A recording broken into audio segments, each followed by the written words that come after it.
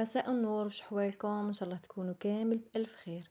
اليوم حبيباتي جيتكم بوصفة جزائرية اللي هي شوربة لسان العصفور.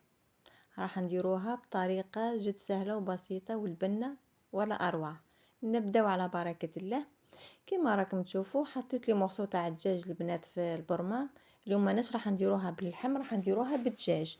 وتنجم ديري القطع اللي كانت متوفره عندك. انا لهنا ما حددتش دي مورسو باينين. خلط مجنحتين مصدر ملي كويس. ضفت لهم كميه من الزيت، تقريبا 3 حتى 4 مغارف زيت. حبه تاع بصل كنت رحيتها في لاشوار. من الافضل يكون الحجم نتاعها مليح متوسط.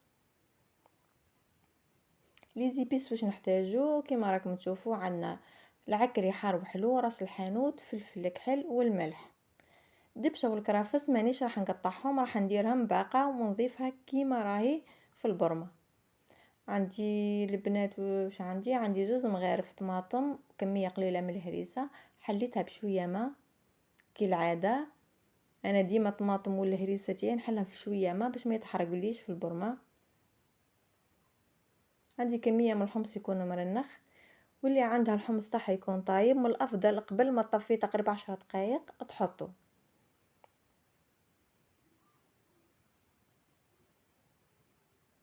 ديت البرمه كيما راكم تشوفوا على النار تتقلى. خليتها تقريبا 10 دقائق تقلت مليح. ضفت لها طماطم تكون مرحيه، كانوا زوز حبات طماطم الحجم تاعها متوسط، رحيتهم في لاشوار. ونضيفوا كم حبه كورجيت. واذا كان متوفره عندك زروديه ديري معاها حبه زروديه بلا ما تقطعيها، حطيها كيما حطيت انا الكورجيت. هذه الكورجيت والزروديه البنات راح يعطينا يضيف بنه ويعطيها قوام يكون عاقد. نحركو مليح ونخليوها تتقلى 10 دقائق خلاف. حاولوا ديما تهبطوا هذاك الصوص اللي يكون على الحاشيه باش ما يديرلكمش الذوق تاع الحراك في البرمه.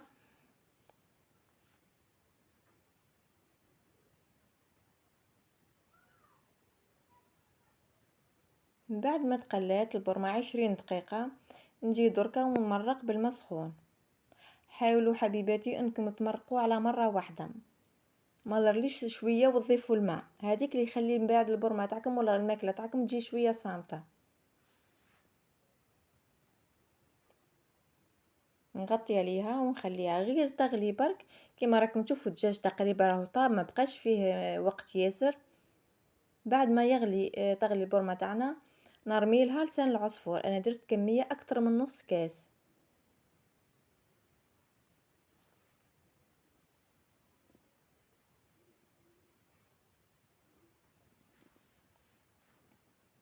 كما نعرفوا كامل احنا الجزائريين الشوربه في رمضان لازم تكون حاضره، سورتو في رمضان. ممكن تختلف شوربه لسان العصفور، شوربه فيرميسيل، شوربه فريك، مي الشوربه لازم تكون على الطابله. كما راكم تشوفوا رميت لها قرن نتاع الفلفل الحار. بعد ما طابت الكورجيت نحيها. واش ندير لها دوك نروح نميكسيها البنات. اذا كان متوفر عندك لاشوار ديريها في لاشوار، ما كانش بالبرا ميكسور.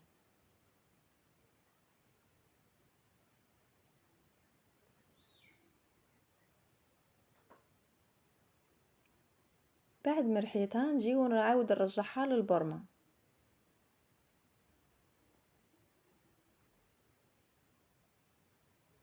هذه الكورجيت اللي تخلي من بعد الشوربه تاعنا تجي عاقده عفوا وتجي بنينه.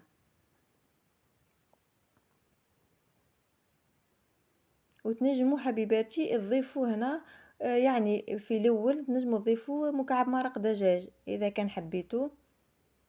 وهذه كلمسه اخيره لازم نديروها احنا ناس الشرق في الشوربه تاعنا، لازم تكون النعناع المرحي.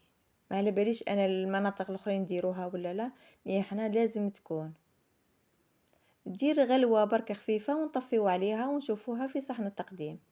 كما راكم تشوفوا حبيباتي شوربه تاعنا راهي واجده. درت لها رشه دبشه وطرونش تاع السيترون. وبصحتكم.